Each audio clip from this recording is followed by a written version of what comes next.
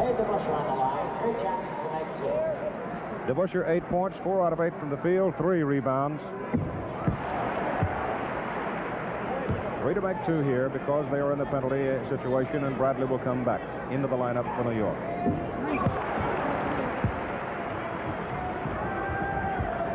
Three-point lead now for the New York Knicks, 35-32. In it goes to Cowens against Reed. Good play. Cowens now totals 16 points in the ball game. It's up the shooting average to 7 out of 14 from the field. Meminger against Westphal. Now DeBusschere has Westphal on the switch, but gives it away to Frazier. Off Reed screen. Frazier misses. Cowens way into the air for that rebound. He has 5. Here comes JoJo for Boston.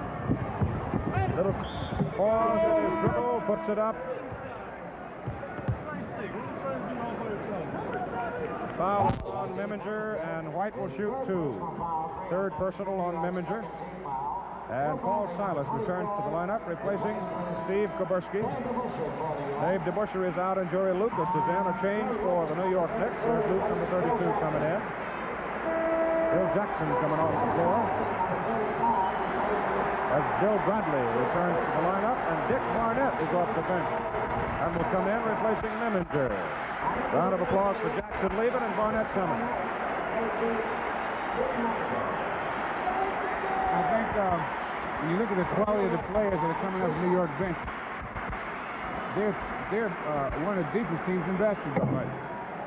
White on the line makes the first of 2 shots. The New York reserves have played 18 minutes compared to Boston's 7. And Boston just went ahead. First time in the ball game, the Boston Celtics have had the lead at 36-35. They led early when they were just beginning to total up the points, but at that point it was a relatively inconsequential thing. Now it is 36-35. 4 minutes and 10 seconds to go in the second quarter, and New York comes right back and answers to regain the lead by 1. You get down to this point of a ball game, it begins to take on some meaning as far as leadership is concerned. Remember the closing moments of the second quarter Friday night. New York gets the ball. It's off Nelson. The Knicks were able to shut down the Celtics scoring and left the floor with a 12-point lead. Let's see whether or not they can do it again. Barnett and Bradley and Frazier all in that backcourt to bring it up. Silas against Bradley. Chaney against Frazier. Barnett and White squared off into the corner to Bradley. Silas on him, and Bradley misses the shot. Tipped by Silas. He controls. Ahead to JoJo. Nice play by White. Pretty shot. Well, that's the stuff the Celtics have to keep doing. They're running down and taking a shot. Boston back on top at 3:20 to go, first half. And the way they run, if they go and take a shot like that, which may not look like a good shot, but they hit the offensive boards very well off of the run. JoJo now 4 out of 9 from the field, 10 points. Frazier working one-on-one. It goes inside on a quick pass to Dick Barnett. Barnett against JoJo, can't get it. 24-second violation. And 24-second violation by New York. Take another look at this play by White as he realized he might lose the ball, just tipped it over the head of Barnett and then popped it in. It's called an air dribble. You see, if you knock it in the air like that, if you catch it, you can't dribble anymore. But if you let it hit the floor, you can keep dribbling. Reed sweeps the backboard for New York. Boston ahead by 1, 38-37 with 2:45 to go. Barnett feeds it inside to Frazier. Chaney seals him on the baseline, and Don fouls him. Timeout Boston. Time call, Boston. So we've got 2 minutes and 41 seconds to play in the first half. The Boston Celtics lead the New York Knicks 38-37.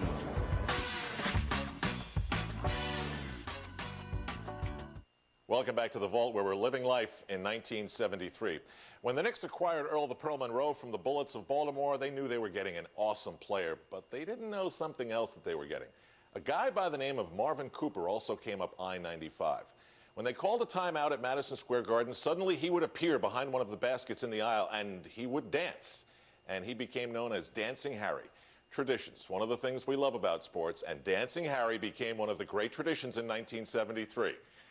Yeah, he's a throwback. We throw it back to Game 4. It's heading to 2 overtimes.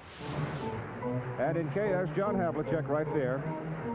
And I'll tell you something, when John walked out alone, walked across the floor prior to the start of the ball game, I think at least 15,000 of the 19,000 in Madison Square Garden this afternoon stood and gave him a hand, because they do respect him, and I guess no player in the NBA is more respected than John Havlicek. Tom Heinsohn, who already has the technical for the day, one more, and he'll be gone, so Tom's going to have to be socially proper in the second half.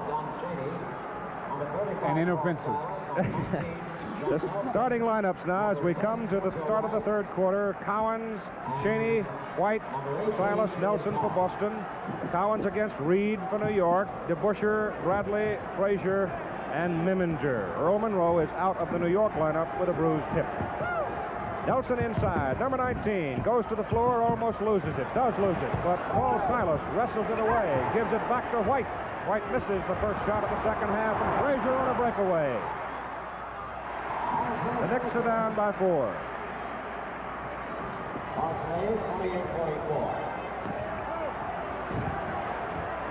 Nelson is open. Good one. Oh, the lead is against 6 for Boston, and Nelson has 4 points, 2 out of 6 from the floor. Keith Jackson along with Phil Russell, and you're watching on ABC. In that Western Conference, Los Angeles has a 3-0 lead over Golden State. Destroyed them last night, 126-70. DeBusschere on a drive, foul. DeBusschere offensive. This is far and away the best defensive game the Celtics have had in this series. And that was solid defense by Nelson. He kept his position, and that was a good call by the referee. Now they're digging in and playing the defense real tough. And this is a great defensive game all the way around. Dave Cowens against Willis Reed. Hits it. So now Cowens, 9 for 16 from the floor, has 20 points in the ball game. And Boston leads by 8, 52-44. Early in the third quarter. Miminger on a drive. Won't go. Got a whistle. JoJo, the foul. The Knicks have to be thinking that they can beat this club, and they're just going to have to get started, and they think they can turn it on whenever they want. But that's something I don't think that's true at all. Miminger out-quicking White to get the foul called against him. That's the third personal on JoJo, and Miminger misses the first free throw, gets the second. Regular season averaging about 7 points a game. Boston in a hurry down the court. Chaney. Rebound, Silas. And that's an example of what I was talking about earlier, Keith, when I say that when they run, they hit the offensive boards very well. Had 3 shots at it, didn't get it down. DeBusschere against Nelson. Give it away to Frazier. Celtics steal it. White against Frazier. And it's a 9-point lead for the Boston Celtics, and time calls. JoJo White has 20 points. Dave Cowens has 20 points. The Boston Celtics here in the third quarter trying to run off the big lead. They lead 54-45.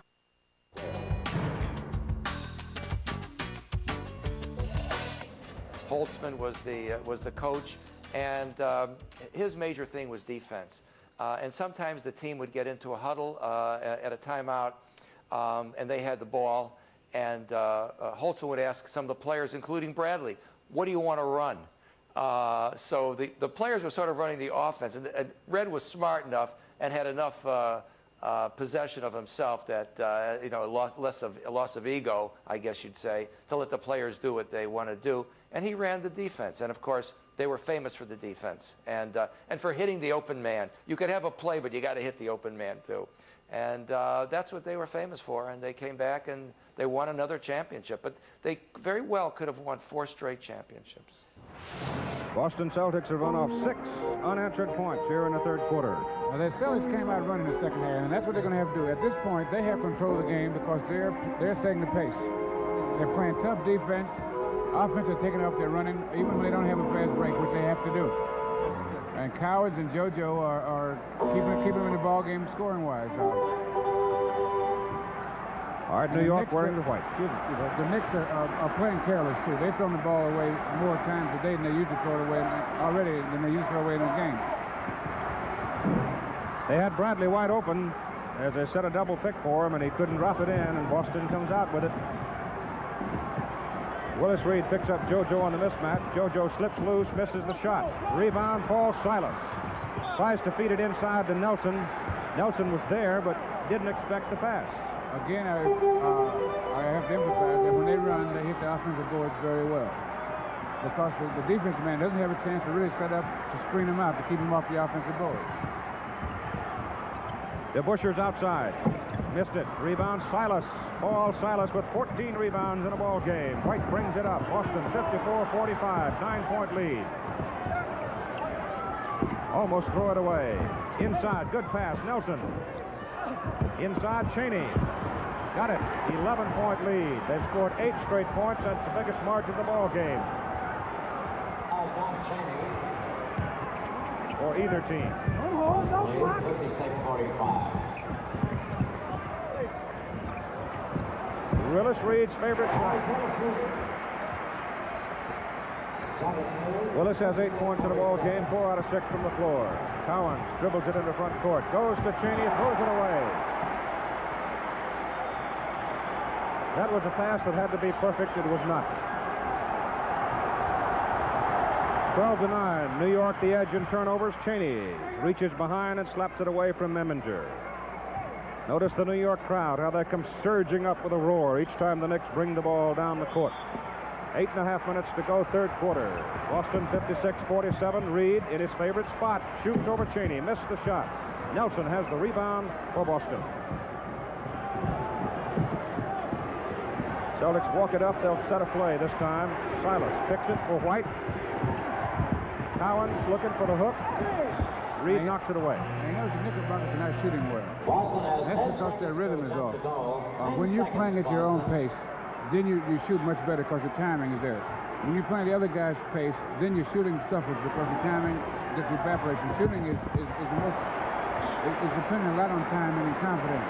And when you're playing the other guy's pace, there's a tendency to lose your confidence. Now that's twice Boston has come down and thrown the ball away. Let's see if New York can profit from it this time. Yes, they can. They cut Boston's lead to 7. With 8 minutes to go, DeBusschere 12 points, 5 out of 10.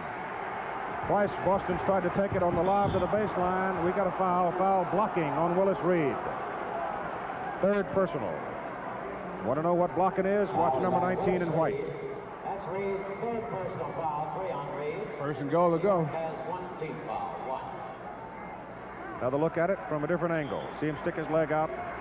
Call it blocking, or in that particular case, you might define it as tripping. Boston has the ball. Cowens works inside. Frazier gets the ball for New York. Cowens made the play as he checked it away from Frazier. Just flat hustle. Here's a good pass to White. Brilliant pass by Chaney. White with 22 points. And Dave Cowens started by stealing the ball from Walt Frazier. 9-point Boston lead. Bradley's been silent in the third quarter. DeBusschere has a bucket. Frazier's been silent. Shoots over JoJo. Right into the hands of Cowens. Boston controlling the tempo of the game right now. It'll be short. Inside, loose ball. Loose ball foul. Now, New York is in a very tough position. Because they came out confident they can win, and they feel that, when you're confident, you sometimes feel you can turn it off or turn it on whenever you want to. And now they're in a ball game, and Boston's playing inspired ball. Don Chaney getting that foul. That's 4 personals on Chaney. 4. Frazier forces the shot, doesn't get it. Rebound Silas, he has 15. 6:50 to go, third quarter. Boston 58, New York 49. Silas not looking for a shot. Cowens is. Won't go. Rebound. Chaney may have another foul. He does. That's 5 on him. Take another look. See him push off. Go banging right in there. Hammered into Bradley. So Art Williams will come in replacing Don Chaney, and that's going to hurt Boston. No question about it. Not that Art Williams isn't a fine ball player, but he's not as big. What? That's it. Well, that's how frustrating it is sometimes. We're watching these tapes, broadcast by ABC, recorded by somebody who decides to just hit the stop button on 67th Street one day. Well, thankfully, they hit record again in the fourth quarter. And the overtimes, they exist too. And we're going to piece that together as best we can when we're joined by Earl the Pearl Monroe again after this on The Vault. Come on, give me a break. You're watching Al Trautwig's MSG Vault, only on MSG. We're back in the vault with Earl the Pearl Monroe with some things that just can't be explained. Now, Earl, we're in 1973. We're looking at your second-round series with the Boston Celtics. And I remember back when I worked at ABC, I'm going to say this was mid-'80s, and they had all these tapes in Lodi, New Jersey, and these big, fat videotapes took up so much room. And they gave someone the job of going in and saying, get rid of that one, keep that one, get rid of that one, get rid of that. So here we are in the third quarter, and for whatever reason, the Knicks are down 9, then they're down 16, and now they come all the way back to tie things at 85, and we don't think that the videotape of that comeback from 16 down exists anywhere. Isn't that weird? Well, it's weird, but, you know, that's what happens. Back in those days, you know, it was all about getting space. Now they're all on microchips. So. Exactly. How bad is it or how tough is it to watch a game like this in street clothes? Very bad, especially when you're used to being out there in the battle. And, you know, if you go to overtime, that's one thing, but double overtime, give me a break. You know, you want to be out there every time something goes up, you find yourself moving this way. The shot is going, go. And so, you know, it's a real tough situation when you're out there and you want to be out there and you're not able to. So again, this is a videotape that somehow got saved. Pictures on ABC, Marv's call on the radio, game tied, fourth quarter. If the Celtics lose, they know what's on the line. This is the equivalent of the NBA steel cage death match in 1973. So the Knicks take over now with a chance to move in front for the first time since the second quarter. 2:24 remaining, tied at 85. Frazier and Meminger out of the backcourt. Bradley returns, replacing Jackson. Frazier with the left-hand dribble moves it across against Westfall. Backing on Westfall. Whizzes by him to the baseline. And then turns, drives the baseline, reverses. Yes! And the Knicks on top 87-85. 2:05 remaining in the game. So now Madison Square Garden is absolutely going crazy, but the heroics from Walt, Clyde, Frazier were not done. Define clutch for me, because we're going to see him hit this shot, and it was, without question, clutch. Well, Clyde's always been a clutch player. But clutch is a guy who can take the shot at the right time and hit the shot. And sometimes, you know, as a player, you always say, well, they live with me hitting the shot and they'll die with me hitting the shot, but they'd rather live with you hitting the shot. Let's talk a little bit about the manner of Red Holtzman. You're in the frenzy of overtime. The Knicks absolutely need a basket. What's his demeanor like? What kinds of things is he saying there before you get the ball?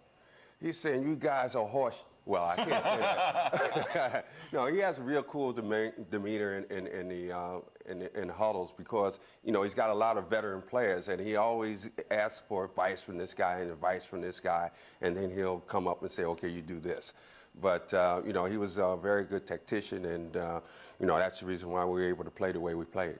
Well, this is going to be a very important moment for a man who would go on to win many championships in the NBA, both as a coach and as a player. And it would also be one of the moments that defined Red Holtzman as a coach and one of the reasons his banner hangs in Madison Square Garden.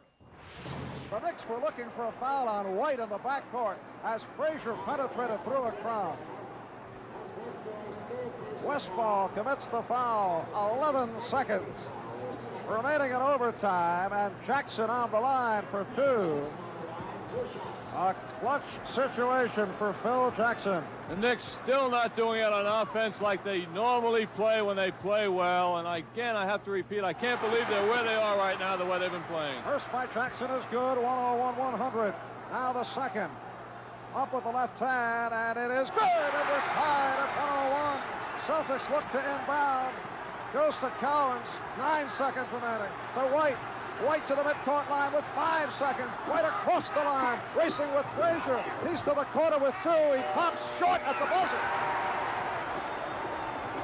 So we go to a second overtime in what is becoming an incredible ball game. We're back in the vault with some videotapes that miraculously survived the purge by ABC so many years ago with Earl the Pearl Monroe, who's injured for Game 4, Knicks and Celtics. And looking at this box score, Earl, it's unbelievable. You were outscored, the Knicks were, 24-14 in the third quarter, and then there's a turnaround in the fourth quarter. You outscore the Celtics 33-17 to set up overtime. The first overtime is 12-12. They're led by JoJo White, 34 points, and Dave Cowens, 33 points. But the Knicks have 6 players in double digits, and that sort of tells you a little bit about how the Knicks spread around the offense. What does that do for your confidence going into an overtime, knowing that so many different guys can score? Well, we're a great outside shooting team, as well as having Willis inside. So we were able to get the ball around, and we knew that if we got the ball to Dave, he could knock it down. We got it to Bill, he could knock it down. Willis could knock it down from outside. Clyde could knock it down. So you had many guys who could knock the shot down. So you were kind of ready for, an overtime like this because they were going to crowd the middle up. The vicious, very physical tone of the series was taking its toll. Earl the Pull Monroe was hurt. John Havlicek had a bad shoulder. It's all factoring in now. Second overtime, Madison Square Garden, Game 4, 1973. It is batted around, taken by the Knicks. DeBusschere, whistled on the play, loose ball foul, and it's called on DeBusschere. He turned Nelson around. That is the third on DeBusschere. So it's Boston ball. Westfall inbounds to White. Second overtime. The Knicks and Celtics tied at 101. Silas got it by Jackson, holds the ball over the head. Gives to Nelson. Nelson cuts right. He hands to Westfall. His jump hits the rim, bounds over the backboard and out of bounds. And the Knicks will take over. They continue to go from right to left in overtime. Frazier and Bibby play the backcourt. Gianelli, the center. Jackson and DeBusschere at the forwards. Here's Bibby across the midcourt line. Bibby walks it toward the head of the circle.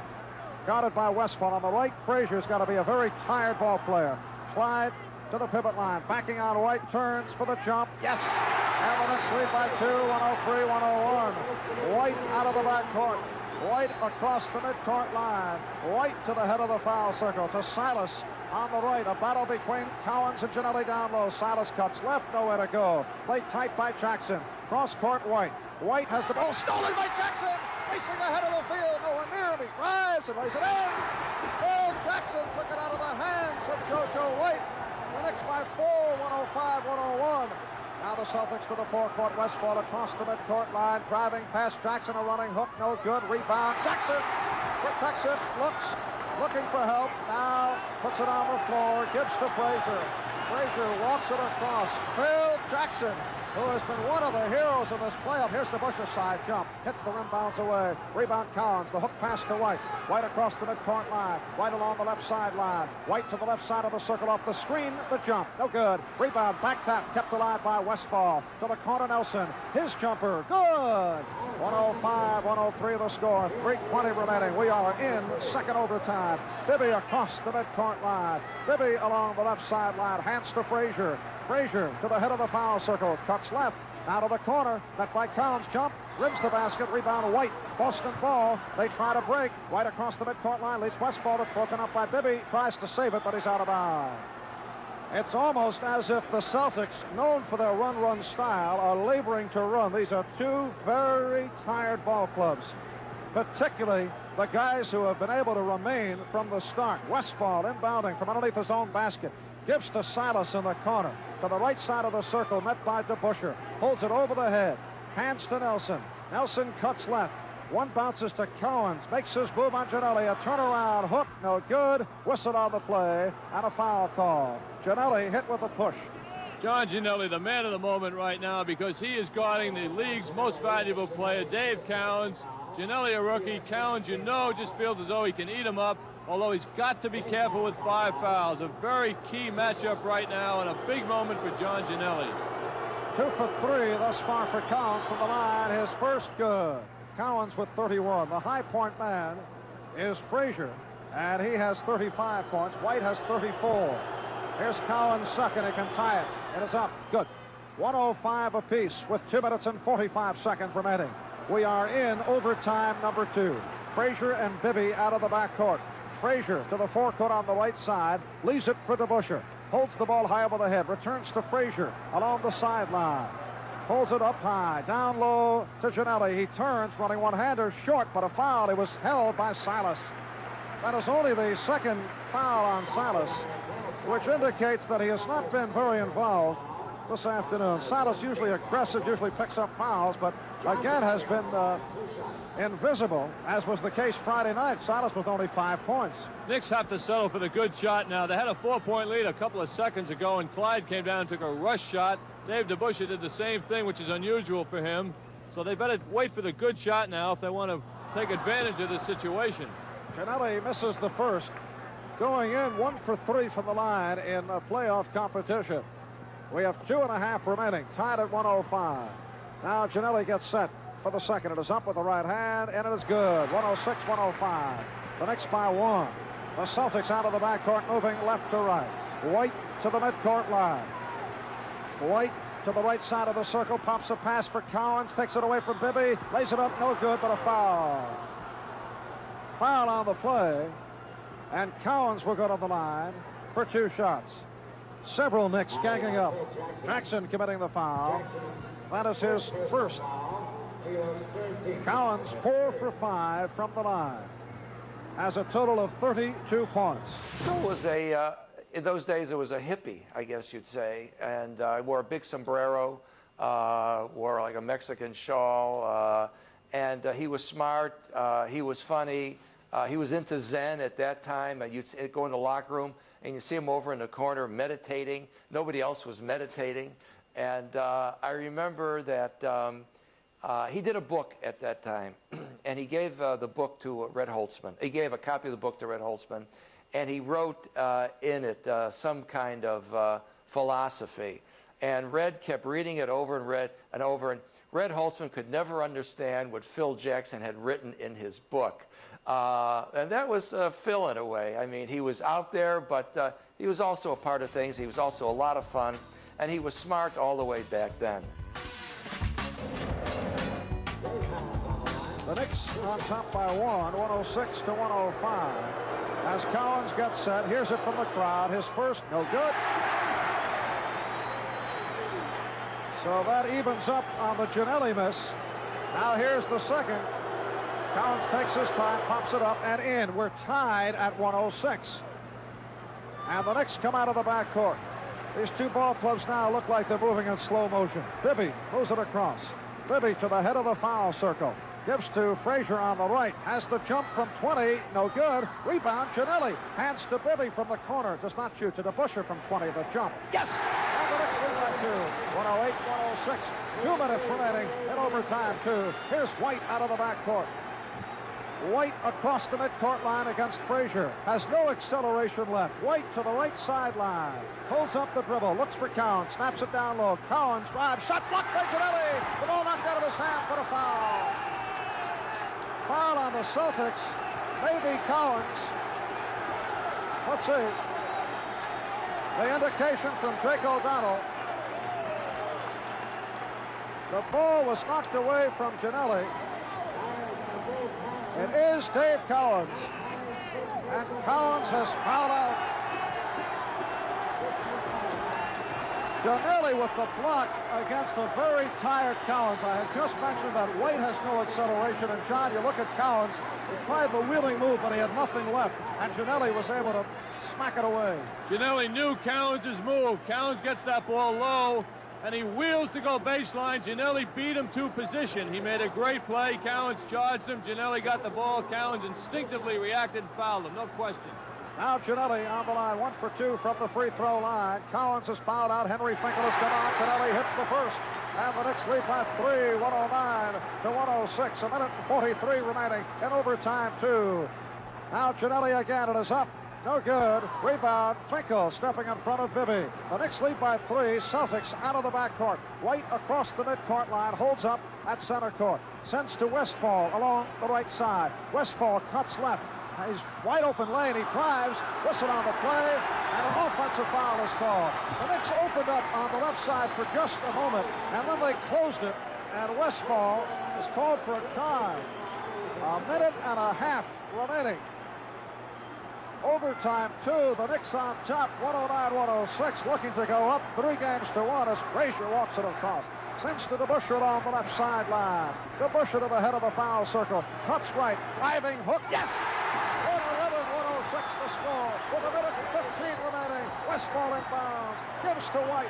White out of the backcourt, met at the midcourt line by Frazier. Along the left sideline. Spinning with a driving one-hander. Knocked away by Gianelli. Taken by White. One hands. No good. Rebound to DeBusschere. DeBusschere dribbles out of the back. Ahead for Frazier. Frazier on the break to Jackson. He drives. Lays it in. 113-106 the score with a minute remaining. Here is Westfall out of the backcourt across the midcourt line. Cutting left. Double team momentarily. Spinning. Running one-hander is good. 113-108 the score. 50 seconds remaining. Frazier starts to move out of the backcourt, but a whistle with some debris thrown on the court. Jack Madden calls for an official time. 49 seconds remaining. The Knicks are being waved back down court as Bibby inbounds to Frazier. Ahead Jackson fumbles, then recovers, sends to Frazier in front court. Frazier spins away from Westfall, cuts it on the sideline that holds. Leaves for DeBusschere in the corner. To Gianelli on the run. Drives and hits. 115-108. Gianelli sneaking past Beckler. 30 seconds remaining. Here's Westfall to the forecourt. A spinning jumper hits the rim, bounds away. Rebound Jackson. The outlet to DeBusschere with 24 seconds. Ahead now Bibby across the midcourt line to the head of the foul circle. Bibby cuts back the other way. Gives to Frazier on the right with 15 seconds remaining. Frazier holds it high over the head. Is pushed by White, and White has fouled out of the ball game. Frazier will go to the line. The Celtics are now over the limit. And John, I have to say one thing. A super effort by the Boston Celtics this afternoon, although they will lose in double overtime. They did it without John Havlicek. They had the Knicks on the run at one point, leading by 17. And it's a ball game that neither club will forget. Frazier's first is good. The Knicks now lead 116-108. 12 seconds remaining. Here's the second by Frazier. It is up. Off the rim, drops through. 117-108. Silas takes the inbound, gives to Williams, who has come on for White. Ahead for Silas, across the midcourt line, back to Williams, driving down the lane with the floater that is good. 2 seconds to go, 117-110 to score. The Knicks look to inbound as Jake O'Donnell tries to clear the court. 3 seconds remaining. The fans making their way around the perimeter. Now DeBusschere takes it from O'Donnell, flips to Jackson, and he just runs down the clock. That's the story. An emotional victory for the New York Knicks. They do it in double overtime. So the Knicks win Survivor Madison Square Garden, but lose games 5 and 6 and then have to go to Boston Garden for a decisive game 7. And guess what? To the best of our knowledge, those last 3 games of the series do not exist anywhere. If you have a copy, we'd love to know about it. But I would have to think that winning in Boston Garden earlier in the series helped you believe before Game 7 that you could win there again, right? Well, obviously, we had a great team that year. And when you win somewhere, you always get a little bit more confidence if you have to go back. Obviously, we didn't expect to lose those 2 games, but when we went back with a lot of confidence going into that game. Now, you come back for the final of the championship series against the Los Angeles Lakers. Describe the hunger that you felt to win because you had lost to the Lakers the year before. Well, first of all, guys who have been in the playoffs, have been in the finals, sometimes you think that's the way it's going to be. I was in the finals 3 years in a row, 1 with Baltimore and 2 with the Knicks. Never got back there again. So you have to really be, excited and try and savor the time that you're there. And going into L.A. after being beat the year before, we were very hungry for it. And the first game, we lose the first game. All right, it's going to be Jerry Lucas and Bill Bradley and Dave DeBusschere and Willis Reed and Earl the Pearl Monroe and Walt Clyde Frazier against 2 other legends, Jerry West, the literal symbol of the NBA, and Wilt Chamberlain in the 1973 NBA Finals after this. Welcome back in the vault. Al Trautwig along with Earl the Pearl Monroe. We're recapping what happened to the New York Knicks in 1973. So let's show you what we have of Game 1 of the 1973 NBA Finals. Oh, it doesn't exist. All right, let's go to Game 2 of the 1973 NBA Finals. It doesn't exist. Game 4, no. All we have are just a few moments of Game 5. Can you believe that? That somebody somewhere didn't hit the record button and save it? Well, well, it's a tough situation, obviously, but somewhere along the line, someone has those films. Now, when you go to Los Angeles for the decisive Game 5, are you in the heads of Wilt Chamberlain and Jerry West a little bit, or is it just your year? It's our year, I think, and having, again, been beaten in the final, the series before against them in the previous year, we were really ready for this. We lost our first game, but even after we lost our first game, we came in the locker room knowing that we could win, and I think that was what propelled us on to win 4 straight. So again, what's left is very little, but we're going to go to the 4th quarter of Game 5 of the 1973 NBA Finals. A critical moment as Dave DeBusschere turns his ankle. Now remember, he had been hurt the prior year, and that was one of the reasons why the Lakers were able to beat the New York Knicks. Now in a very close game, without Dave DeBusschere, the Knicks had to try and close things out. Frazier counted by West. One bounces to Reed. Willis out deep straight away. On the left side, Monroe. Monroe cuts to the left-hand corner. Fakes. Does not have the shot. Outside Reed. Willis turns to Bradley from straight away the jump. Yes. And the Knicks now lead 86-80. 3:05 remaining in the game. Bradley with 10 field goals, 20 points. Goodrich left side of the circle. Stops for the jump. It's good. 86-82. Goodrich now with 26 points. 10 field goals, 6 from the foul line. The Knicks lead by 4 at 1 point, led by as many as 14. Monroe to the forecourt on the right side. Monroe puts the ball on the floor. Monroe to the right baseline. Met by Chamberlain. The ball deflects out of bounds. Actually off the foot of Chamberlain as he tried to break up the move by Monroe and succeeded. Monroe will throw in with 10 seconds to attempt the field goal. To Reed in the corner, jumper, good. And the Knicks now lead 88-82. Willis with 16 points. Goodrich moves it across, accelerates to the right side of the lane, does not have the shot. Outside West, he's out deep, moves to the right side. Played very tight by Frazier. Cross court it goes to McMillan. He fakes, back the other way it goes for Erickson. His jump rims the basket. Rebound, Frazier loses control. Bradley picks up the loose ball. Bradley triple team, sends ahead for Reed. Cross-court Monroe on the drive against West. Whirls and hits. And is fouled. Yes, and it counts. Bradley in heavy traffic. Triple team was able to get the ball out, pushing it up court. Monroe clicking on the whirling drive, and it was fouled on the play. So Monroe will go to the line. Looking for the three-point play. Foul shot is good. West committed the foul, his first. Now, you might be watching this saying to yourself, wait a minute, I've seen other parts of this game. Yeah, that's film, but we're talking about game broadcast on television, video. Now, Earl, you've survived this late storm by the L.A. Lakers. You're pretty much in control here. You're starting to allow yourself maybe to think of, oh, I'm going to win an NBA championship. What does that feel like when you start thinking that?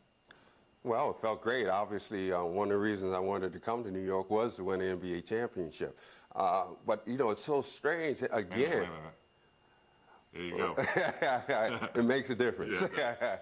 But even after the game, after we won, it wasn't the type of celebrations that you get today. We went into the locker room, everyone, we got a little champagne or whatever the case may be.